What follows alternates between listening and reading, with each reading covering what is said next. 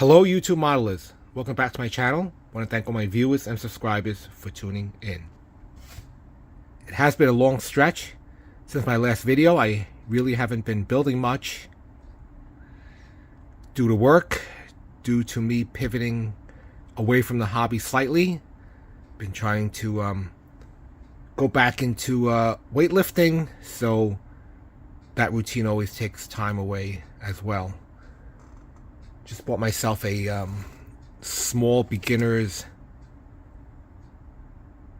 dumbbell and incline bench set, so that has been keeping me busy. But I just want to announce our 5th annual buddy build I have with my buddy Kurt, KH Model Works. It is the Tamiya 8-ton Semi Track Sd.Kfz7. This is an older release. They still offer this model kit, but not in the troop carrier configuration. It is the anti-aircraft configuration. But this older kit is motorized, which is the reason why I want to build it, because as you guys know, I love motorized tracks.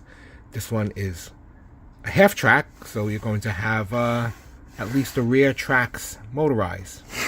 So let me pause the video and I'll be back when I pull the contents out. Alright, so I pulled all the parts out of the parts bag.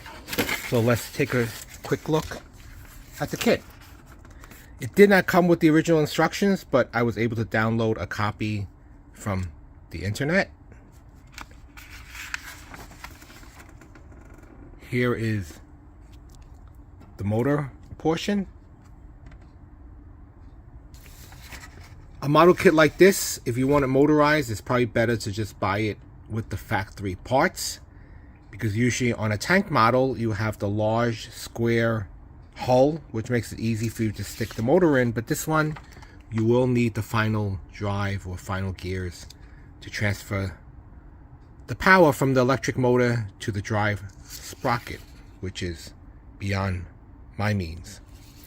But other than that, aside from the motor, everything and the switch, everything is pretty standard for a static model. I expect the usual high Tamiya quality. This kit does have a lot of figures, so there will be a lot of figure detail painting if you wish to include them, which I probably will. And as far as camo painting, I might just go the standard Panzer Gray. Don't know if I will do the camo. I haven't decided yet. But let's take a look at the large pieces. So here is the chassis with the hollowed out transfer case or transmission from the inside to nestle the gears in the motor. Good detail, good screw detail. Here is the body with the rows of seating.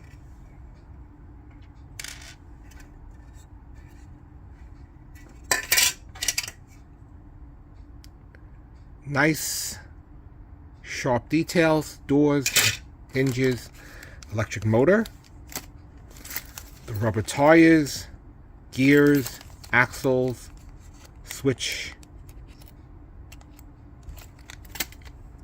Here is the polycaps. They are smaller than the tank ones, but I'm impressed that all the rubber and plastic parts did not crack. Well, not yet anyway, due to the aging, because this is an older kit. Here are the track components. Idler wheel, road wheels, drive sprockets. One did come loose from the tree. Here are the decals. Slight yellowing, not too bad. As long as it holds its integrity, it shouldn't be too bad. Though they even include the helmet side insignias, Africa Corps, vehicle identifications, slightly yellow, not too bad. soft canopy, More body parts. Racks.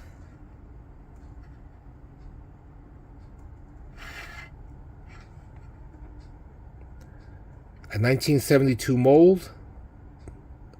Not necessarily its release, but definitely the 70s mold. The color of the figures are slightly different from the Panzer Gray. They are like a army green. But yep. A lot of figure painting. The rifles. They look like the 98K or the K98s. The Mausers. Okay. This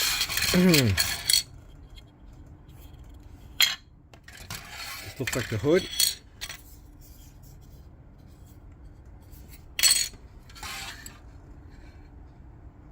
Suspension pieces. Let me turn it over. The radiator.